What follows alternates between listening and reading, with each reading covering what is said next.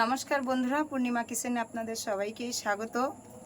আজকে আমি ঘট কচু দিয়ে ইলিশ মাছের রেসিপি করব। এই দেখুন, ঘট কচু নামেও যেমন মিল আছে, একদম ঘটের মতন।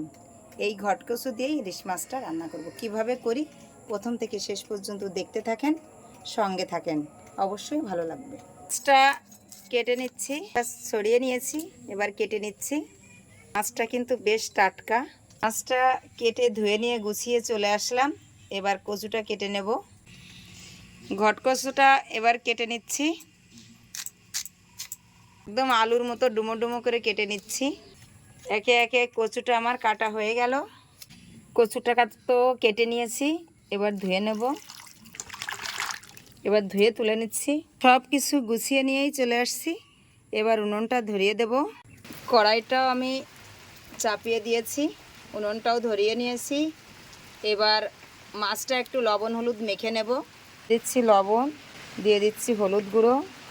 এবার সুন্দর করে মাছে লবণ হলুদ মাখিয়ে নিচ্ছি। আমার গরম হয়ে গেছে, কড়াইতে দিয়ে দিচ্ছি সাদা তেল। রান্না করতে করতে কি সুন্দর বৃষ্টি চলে আসছে। কড়াইটা আমার গরম হয়ে গেছে, মাছটা আমি ভেজে নেব। মাছটা কিন্তু আমি বেশি ভাজবো না, হয়ে গেছে ভাজা। এবার আমি একে একে তুলে নিচ্ছি। মাছটা আমার ভাজা হয়ে গেছে।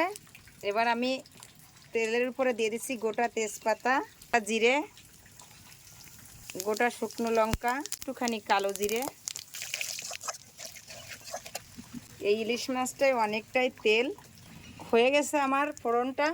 এবার কচুগুলো দিয়ে দেব, লাল লাল করে ভেজে নেব। দিয়ে দিচ্ছি লবণ, দিয়ে দিচ্ছি হলুদ গুঁড়ো।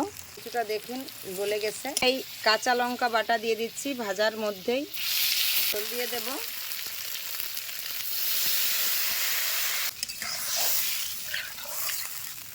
কষে নিয়েছি, এইবার কিন্তু ফাইনালি ঝোলটা দিয়ে দেব।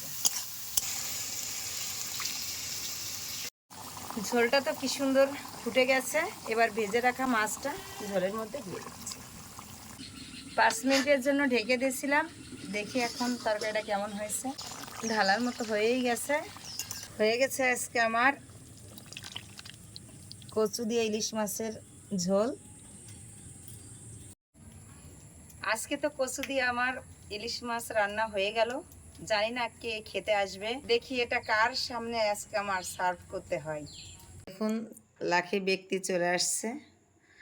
ওবার একটু কচুটা ভালো খাই, খেয়ে দেখো কেমন। দিদি রান্না করেছে, খেতে চলে আসছে পূর্ণিমা কিচেনের রান্নাঘরে।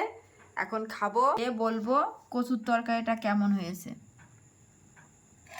কচুটা কি সুন্দর গলে গেছে, একেবারে মোমের মতো গলা। দেখে তো মনে হচ্ছে অনেক টেস্টি খাবার একটা।